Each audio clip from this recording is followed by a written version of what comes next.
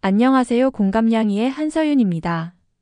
오늘 들려드릴 이야기는 한국의 진돗개 바우와 그의 새로운 가족 에밀리 그레이스 앤더슨과 자폐 진단을 받은 그의 아들 루카스의 감동 스토리입니다. 시청 전 좋아요와 구독 부탁드려요. 여러분의 관심이 저에게 큰 도움이 됩니다. 이제 놀라운 이야기가 시작됩니다. 누구에게나 삶을 바꾸는 만남이 있습니다. 이 이야기는 버려졌던 한 마리의 진돗개가 자폐 진단을 받은 제 아들 루카스와 저에게 가져다준 기적에 관한 이야기입니다. 처음엔 아무도 그를 이해하지 못했습니다. 사람들은 그저 외국에서 온 위험한 개라고만 생각했죠. 하지만 바우는 단순한 반려견이 아니었습니다. 주인을 위해 목숨까지 바칠 수 있는 용기, 충성심, 그리고 지혜를 가진 진정한 수호자였어요. 우리 메이플우드 마을에서 일어난 이 놀라운 이야기를 들려드리겠습니다. 안녕하세요. 저는 에밀리 그레이스 앤더스라고 합니다. 저는 14살 때부터 함께한 골든 리트리버 샘을 보냈을 때 다시는 개를 키우지 않겠다고 다짐했습니다. 샘의 마지막 숨을 지켜보며 가슴이 찢어지는 아픔을 느꼈거든요. 하지만 제 아들 루카스를 위해 그 다짐을 깨야 했습니다. 루카스가 자폐 진단을 받은 건 3살 때였죠. 매일 아침 눈을 뜨면 루카스가 말을 할 수 있을지, 다른 아이들처럼 학교에 갈 수 있을지 걱정했어요. 싱글맘으로 루카스를 키우는 것도 쉽지 않았습니다. 가끔은 혼자서 울기도 했고요. 저 또한 많이 지쳐있는 상태였습니다. 그러던 어느 날 루카스의 치료사가 동물과의 교감이 자폐아 아이들에게 도움이 된다고 말해줬어요. 처음엔 망설였습니다. 또 다른 이별을 감당할 자신이 없었거든요. 하지만 루카스를 위해 용기를 냈고 근처 유기견 보호소를 찾았습니다. 아직 입양을 결정한 건 아니에요. 그냥 구경만 온 거야. 제 스스로에게 그렇게 말하며 보호소에 들어섰죠. 루카스는 평소와 달리 호기심 어린 눈빛으로 케이지들을 바라봤어요. 그때 보호소 관계자 제시카가 다가왔습니다. 특별한 아이를 소개해 드릴게요. 제시카가 우리를 데려간 곳에는 한 마리의 중형견이 조용히 앉아 있었습니다. 새 하얀색의 털에 날카로워 보이는 귀, 그리고 깊이를 알 수 없는 눈동자를 가진 개였죠. 이 아이는 한국에서 온 진돗개예요. 이름은 바우라고 해요. 한국의 천연 기념물이라 들었어요.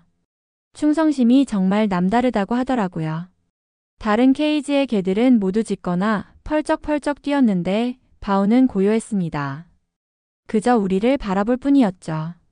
그런데 놀랍게도 루카스가 케이지 앞에 다가가 손을 댔어요. 평소 낯선 것을 무서워하던 아이가요. 바우는 한국에서 버려져서 미국으로 오게 됐어요. 다른 가정에 입양됐다가 돌아와 마음에 상처를 많이 받았어요. 사람들이 진돗개의 강한 성격을 이해하지 못했나 봐요. 하지만 이 아이는 정말 특별해요. 제시카의 말을 들으며 바우의 눈을 마주쳤습니다. 그 눈에는 외로움과 함께 단단한 의지가 담겨 있었어요. 마치 나를 선택해주면 끝까지 함께하겠다고 말하는 듯 했습니다. 이 아이를 데려가면 후회하지 않을 거예요. 망설임도 있었지만 루카스가 바우에게 보인 반응이 저를 결정짓게 했습니다.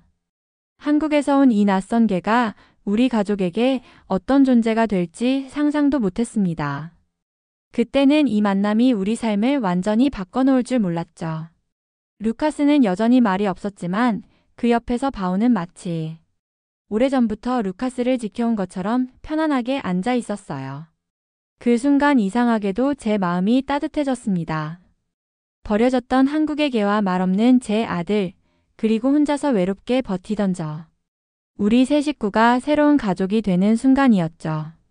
바우가 우리 집에 온 첫날은 생각보다 조용했습니다. 대부분의 개들은 새로운 환경에 적응하는데 시간이 필요하다고 들었는데 바우는 달랐어요. 집안을 한 바퀴 돌아본 후 루카스의 방문 앞에 자리를 잡고 누웠습니다. 마치 자신의 임무를 정확히 알고 있는 것 같았죠. 바우야, 여기가 내 집이야. 편하게 지내. 바우의 등을 쓰다듬으며 말했지만 그 반응은 예상 밖이었습니다. 제 손길에 잠시 고개를 들었다가 다시 루카스의 방을 향해 시선을 고정했어요. 그때부터 알았습니다. 바오는 이미 루카스를 자신의 주인으로 인식했다는 걸요. 우리 마을은 작고 평화로웠어요. 바오와 함께 처음으로 마을 공원에 산책을 나간 날을 잊을 수 없습니다. 루카스의 손을 잡고 바오는 리드줄 없이도 우리 곁을 지켰어요. 진돗개의 본능인지 바오는 항상 루카스의 왼쪽에서 걸었습니다. 마치 경호원처럼요. 그런데 공원 한쪽에서 갑자기 큰 개가 달려오는 소리가 들렸어요. 그 개의 주인은 리드줄을 놓쳐버린 듯 했습니다. 그 커다란 개는 마구 짖으며 우리를 향해 달려왔어요. 순간적으로 루카스를 감싸 안으려 했지만 바오가 먼저 움직였습니다. 바오 안 돼. 제가 소리쳤지만 이미 늦었어요. 바오는 화살처럼 달려가 그 개 앞에 서서 날카롭게 짖었습니다. 그 모습이 너무 위협적이어서 저도 놀랐어요. 하지만 더 놀라운 건 그 다음이었습니다. 큰 개가 갑자기 멈춰 서더니 꼬리를 내리고 물러섰어요. 바오는 더 이상 짖지 않고 다시 우리에게 돌아왔습니다. 저게 위험해 보여요. 리드줄도 없이 다니다니 어떻게 키우는 거죠? 주변에 있던 사람들의 수군거림이 들렸습니다. 그들 눈에는 바오가 공격적인 개로 보였나 봐요. 그 일 이후로 마을에서는 우리 바오에 대한 소문이 퍼지기 시작했습니다. 에밀리네 집에 온 개 봤어? 위험해 보이던데. 외국에서 온 개라며? 그런 개는 우리 마을에 맞지 않아. 이런 말들이 제 귀에 들려올 때마다 마음이 아팠습니다. 바오는 단지 루카스를 지키려 했을 뿐인데 말이죠. 저는 다른 사람들에게 설명하려 했어요. 바오는 진돗개예요. 한국에서 온 아주 영리하고 충성스런 개지요. 주인을 지키는 건 그들의 본능이에요. 하지만 사람들은 쉽게 이해하지 못했습니다. 낯선 개종과 그 행동 방식에 대한 두려움이 더 컸던 거죠. 어떤 날은 산책을 나갔다가 다른 주민들이 우리를 피해 지나가는 것을 봤어요. 루카스는 그런 상황을 알아차리지 못했지만 저는 마음이 무거웠습니다. 그럼에도 바오는 변함없이 루카스 곁을 지켰어요. 주변의 시선에 상관없이 바오에게는 오직 우리 가족을 지키는 것만이 중요한 듯 했습니다. 달력은 어느덧 가을로 넘어가고 있었습니다. 바오가 우리와 함께한 지도 3개월이 지났죠. 처음에 어색함은 온데간데였고 바오는 마치 평생 우리 가족이었던 것처럼 자연스러웠어요. 예전에는 루카스와 단둘이 고립된 느낌이었다면 이제는 바오라는 든든한 지원군이 생긴 거죠. 바오는 정말 특별했어요. 그날 밤 루카스를 재우고 제 침대에 누웠을 때 바오가 조용히 방에 들어왔어요. 평소엔 루카스의 방에서 자는데 그날은 제 침대 옆에 누웠습니다. 바오야, 왜 그래? 바오는 대답 대신 제 손을 핥았어요. 마치 괜찮아요. 당신도 혼자가 아니에요 라고 말하는 것 같았습니다. 그 순간 갑자기 눈물이 흘렀어요. 루카스가 태어난 이후로 혼자서 모든 걸 짊어져 왔다는 무게가 밀려왔나 봅니다. 바오는 조용히 제 옆에 있어줬어요. 판단도 위로의 말도 없이 그저 함께 있어주는 것만으로도 충분했습니다. 그날 밤 처음으로 깊은 안도감을 느끼며 잠들었어요. 한국에서 온 이 특별한 개가 우리 가족에게 가져다 준 것은 단순한 동반자가 아니라 깊은 이해와 신뢰였습니다. 어느 토요일 오후 루카스와 함께 마을 놀이터에 갔습니다. 바오도 함께였죠. 놀이터에는 이미 몇몇 아이들이 놀고 있었어요. 루카스는 혼자 그네에 앉았고 바오는 그 옆에 앉아 주변을 지켜봤습니다. 저는 잠시 벤치에 앉아 책을 읽고 있었죠. 그때 몇몇 아이들이 루카스에게 다가가는 것이 보였어요. 야, 너 왜 말 안 해? 벙어리야. 한 아이가 루카스에게 물었습니다. 다른 아이들도 웃으며 루카스 주변으로 모여들었어요. 루카스는 고개를 숙인 채 그네줄을 꼭 잡고 있었습니다. 저는 바로 일어나려 했지만 그 순간 바오가 움직였어요. 바오는 짖지 않았습니다. 그저 조용히 일어나 루카스 앞에 섰어요. 그리고 아이들을 향해 날카로운 눈빛을 보냈죠. 그 모습은 위협적이라기보다는 위험이 느껴졌습니다. 바오의 눈빛에는 이 아이를 괴롭히지 말라는 명확한 메시지가 담겨 있었어요. 아이들은 순간 얼어붙었습니다. 그들 중 한 명이 겁에 질린 목소리로 말했어요. 저게 무서워. 가자. 아이들은 서둘러 그 자리를 떠났고 바우는 다시 루카스 옆에 조용히 앉았습니다. 루카스는 바우의 목을 안았어요. 그 모습이 너무 감동적이어서 저도 모르게 눈물이 났습니다. 그 일을 지켜본 다른 부모님들의 반응도 달라졌어요. 그들은 처음으로 바우를 위험한 개가 아닌 루카스의 보호자로 보기 시작한 것 같았습니다. 저 개가 아이를 정말 잘 지키네요. 짖지도 않고 그저 눈빛만으로 상황을 해결하다니. 사람들의 수군거림이 들렸어요. 그날 이후 마을에서 바우를 바라보는 시선이 조금씩 바뀌기 시작했습니다. 루카스가 바우 덕분에 학교에서도 조금씩 더 자신감을 보이는 것 같아요. 선생님의 말에 가슴이 벅차올랐습니다. 하지만 그때는 몰랐습니다. 앞으로 다가올 더 큰 시련과 바우가 보여줄 더 놀라운 용기에 대해서는요. 가을이 겨울로 바뀌며 우리 마을에는 이상한 소문이 퍼지기 시작했습니다. 창밖으로 하얗게 변한 풍경을 바라보며 따뜻한 커피를 마시고 있을 때 문자 한 통이 왔어요. 마을 주민 단체 채팅방이었습니다. 어젯밤 포레스트 힐 근처에서 늑대로 추정되는 동물이 목격됐습니다. 아이들 산책시키실 때 주의하세요. 메시지를 읽는 순간 등골이 오싹했어요. 늑대라니 이 마을에서는 들어본 적 없는 이야기였습니다. 평화롭게 내리는 눈과 달리 마음속에는 불안감이 자리 잡기 시작했죠. 그날부터 바우의 행동이 미묘하게 달라졌습니다. 밤이면 더 자주 창가에 서서 밖을 바라봤고 평소보다 루카스 곁을 더 가까이에서 지켰어요. 마치 뭔가를 감지한 것처럼요. 바우야, 무슨 일 있어? 물어봐도 바우는 그저 제 손을 핥아줄 뿐이었어요. 하지만 그 눈빛에서 무언가 다른 것을 느꼈습니다. 일주일이 지나자 마을 전체가 긴장감에 휩싸였습니다. 늑대 목격 신고가 2번 더 들어왔다고 해요. 마음 한구석에서 불안감이 가시지 않았습니다. 다음 날은 토요일이었습니다. 아침부터 루카스가 공원에 가고 싶다고 했어요. 말은 아니지만 창문을 통해 공원을 가리키며 눈빛으로 말했죠. 잠시 망설였지만 낮 시간이라 많은 사람들이 있을 거라 생각해 동의했습니다. 게다가 바우도 함께니까요. 공원에 도착하니 예상대로 많은 가족들이 나와 있었어요. 하지만 모두 긴장한 눈치였습니다. 부모들은 아이들을 가까이에서 지켜봤고 개를 산책시키는 사람들도 평소보다 리드줄을 짧게 잡고 있었어요. 루카스는 평소 좋아하던 그네로 향했고 바우는 그의 곁을 지켰습니다. 저는 잠시 다른 학부모와 대화를 나누고 있었어요. 그때였습니다. 갑자기 공원 한편에서 비명소리가 들렸어요. 도와주세요. 누가 좀 도와주세요. 소리가 들린 쪽을 보니 어린 여자아이가 쓰러져 있었습니다. 사람들이 달려갔고 저도 루카스에게 가려 했어요. 그런데 바우가 먼저 반응했습니다. 갑자기 바우가 날카롭게 짖으며 루카스 앞에 섰어요. 그리고는 여자아이 쪽을 향해 고개를 들었습니다. 바우, 무슨 일이야? 바우의 등에는 털이 곤두서 있었고 그 눈빛은 제가 본 적 없는 날카로움을 담고 있었습니다. 그때 깨달았어요. 바우는 무언가를 감지한 거예요. 그리고 그것은 아마도 늑대다. 숲에서 늑대가 나왔어. 누군가의 외침에 공원은 순식간에 혼란에 빠졌습니다. 사람들은 아이들을 데리고 달아나기 시작했어요. 저도 루카스를 안으려 했죠. 그런데 그 순간 바우가 화살처럼 쓰러진 여자아이 쪽으로 달려갔습니다.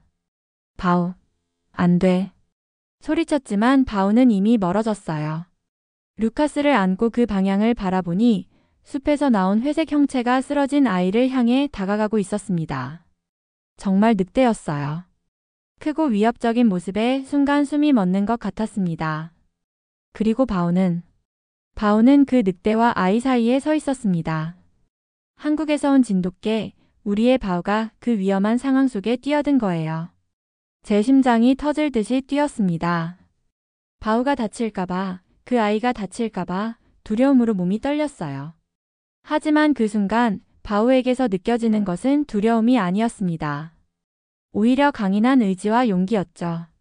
마치 오래전부터 이 순간을 위해 준비해온 것처럼요. 바우는 위협을 미리 감지했고 지금 그 위협에 맞서고 있었습니다. 바오는 뭔가를 느끼고 있었어. 떨리는 목소리로 중얼거렸습니다. 그제서야 지난 며칠간 바오의 이상한 행동들이 이해됐어요. 바오는 이미 위험을 알고 있었던 거예요. 그리고 지금 그 위험으로부터 우리를 지키기 위해 자신을 내던진 겁니다. 공원에 있던 사람들은 모두 얼어붙은 채 그 광경을 지켜보고 있었어요. 한국에서 온 진돗개와 야생 늑대의 대치. 그 순간 저는 바오의 진정한 가치를 깨달았습니다. 바오는 그저 반려견이 아니었어요. 수천 년간 이어져 온 수호자의 본능을 가진 진정한 보호자였습니다. 시간이 멈춘 것 같았어요. 바오와 늑대가 서로를 노려보는 순간이 영원처럼 느껴졌습니다. 루카스를 안고 있는 제 팔은 떨렸고 주변의 사람들은 모두 숨죽이고 있었어요. 그때 갑자기 바오가 움직였습니다. 바오는 날카롭게 짖으며 늑대를 향해 돌진했어요. 진돗개와 늑대의 싸움이라니 바오가 다칠 것이 너무 두려웠어요. 저 개가 아이를 공격하려고 해요. 누가 좀 막아주세요. 공원에 있던 일부 사람들이 소리쳤습니다. 그들은 바오가 쓰러진 아이를 공격하는 줄 알았던 거예요. 저는 절망적인 마음으로 소리쳤습니다. 아니에요. 바오는 아이를 지키려는 거예요. 늑대가 있어요. 하지만 제 목소리는 혼란 속에 묻혀버렸어요. 몇몇 남자들이 막대기를 들고 바오를 향해 달려가기 시작했습니다. 그 순간 제 눈에서는 눈물이 흘렀어요.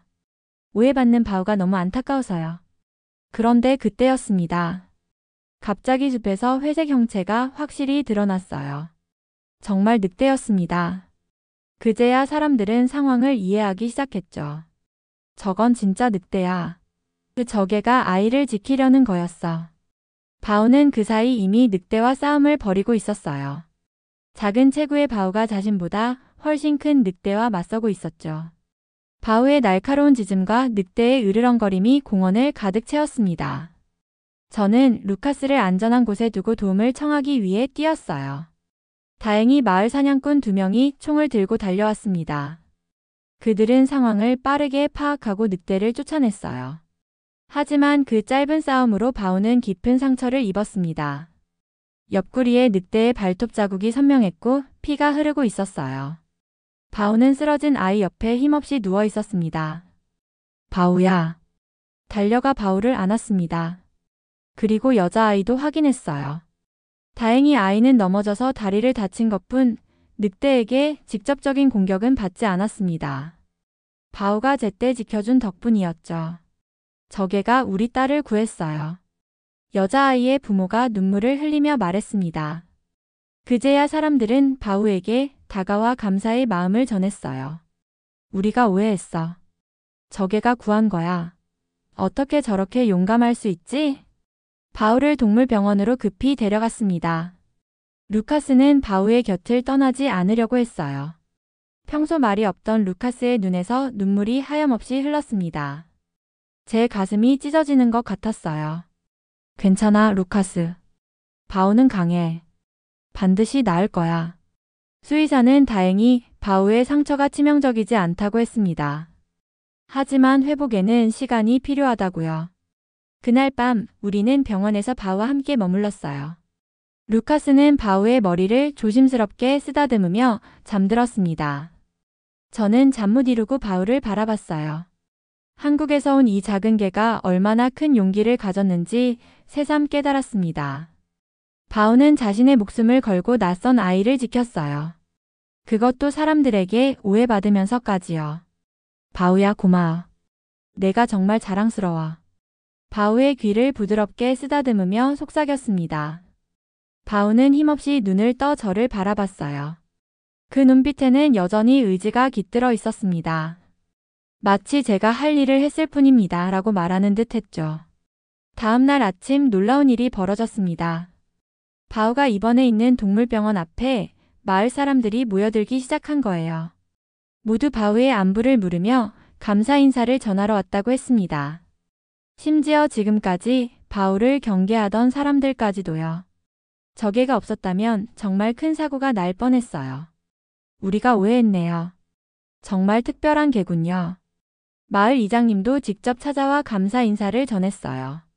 바우의 용기 덕분에 마을 전체가 늑대의 위험을 제대로 인식하게 되었고 늑대 관리에 더 신경 쓰게 되었다고 합니다. 저는 그제야 웃을 수 있었어요. 바우가 드디어 인정받게 된 것 같아서요. 더 이상 위험한 외국계가 아니라 용감한 영웅으로 불리게 된 바우를 보며 가슴이 뭉클했습니다. 병원에서 바우를 돌보는 동안 진돗개에 대해 더 많은 것을 알게 됐어요. 한국에서는 진돗개가 얼마나 존경받는 개인지, 얼마나 충성스럽고 용맹한지에 대한 이야기들을 찾아 읽었습니다. 바우는 그 모든 이야기를 몸소 증명해 보인 거예요. 이제는 자부심을 가지고 바우의 이야기를 전할 수 있었어요. 우리 마을은 바우 덕분에 한국 진돗개라는 특별한 개종에 대해 알게 되었고 그 가치를 인정하게 되었습니다.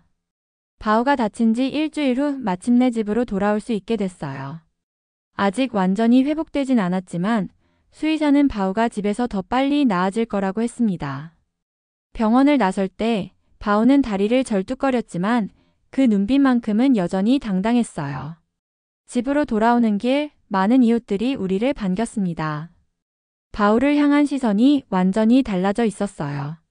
이제 바우는 마을의 영웅이 되었습니다.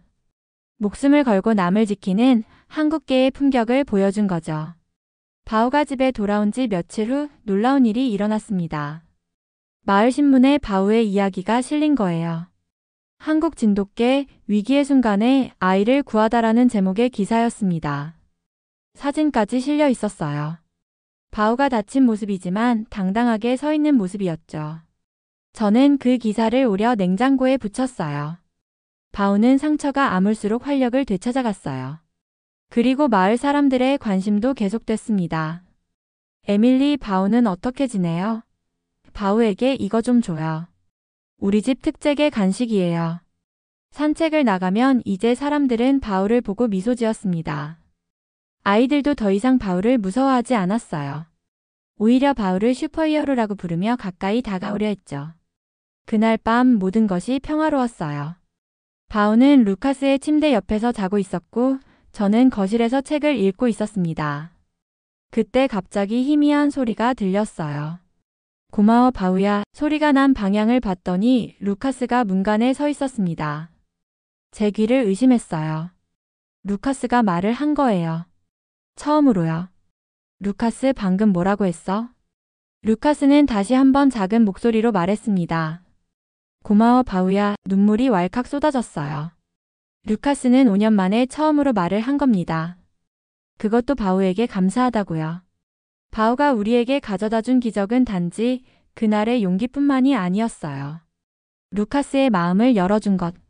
그것이 진정한 기적이었습니다. 루카스를 안아주며 바우를 불렀어요. 바우는 어슬렁거리며 다가와 루카스의 손을 핥았습니다. 그 순간 우리 세 식구는 더 단단히 연결된 것 같았어요. 그 이후로 루카스는 조금씩 말을 하기 시작했습니다. 처음에는 바우에게만 말했지만 점차 저에게도 그리고 학교에서도 짧은 문장을 말하기 시작했어요. 마을 사람들도 루카스의 변화에 놀라워했어요. 모두가 바우 덕분이라고 했죠. 이제 우리 마을에서 진돗개라는 말은 특별한 의미를 갖게 됐어요. 충성심, 용기, 그리고 지혜를 상징하는 말이 된 거죠. 그리고 그 중심에는 우리의 바우가 있었습니다. 시간은 빠르게 흘러 바우가 우리 가족이 된 지 1년이 지났습니다.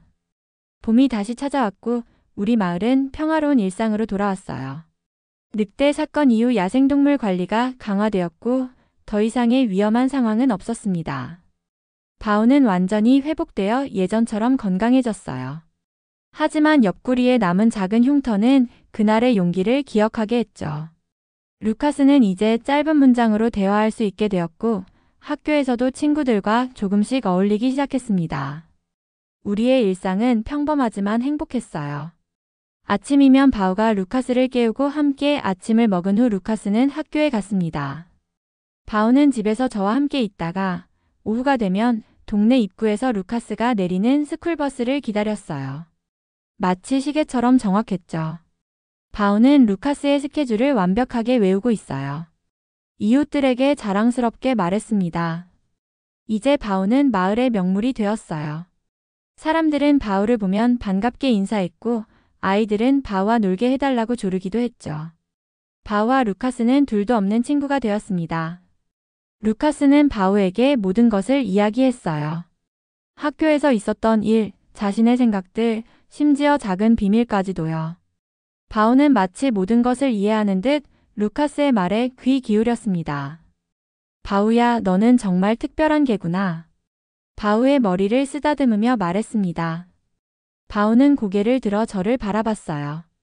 그 깊은 눈동자에는 지혜롭고 따뜻한 빛이 담겨 있었습니다. 바우가 우리에게 온 지 1년, 우리는 더 단단한 가족이 되었어요. 루카스는 말을 할 수 있게 되었고 저는 혼자가 아니라는 것을 깨달았으며 바우는 마침내 영원한 집을 찾았습니다. 저녁이 되어 집으로 돌아오는 길, 차 안에서 루카스가 작은 목소리로 물었어요. 엄마, 바우는 계속 우리와 함께 있을 거죠? 순간 가슴이 찡했습니다. 샘을 보내던 그 슬픔이 떠올랐어요. 하지만 이번에는 달랐습니다. 루카스와 함께였으니까요. 물론이지, 루카스. 바우는 우리 가족이야. 우리는 항상 함께 있을 거야. 룸미러로 뒷좌석을 봤어요. 루카스와 바우가 나란히 앉아 있었습니다. 루카스는 바우의 목을 안고 있었고 바우는 평화롭게 창밖을 바라보고 있었어요. 그 순간 감사함이 밀려왔습니다. 버려졌던 한국에게 말 없던 제 아들, 그리고 혼자서 버티던 저.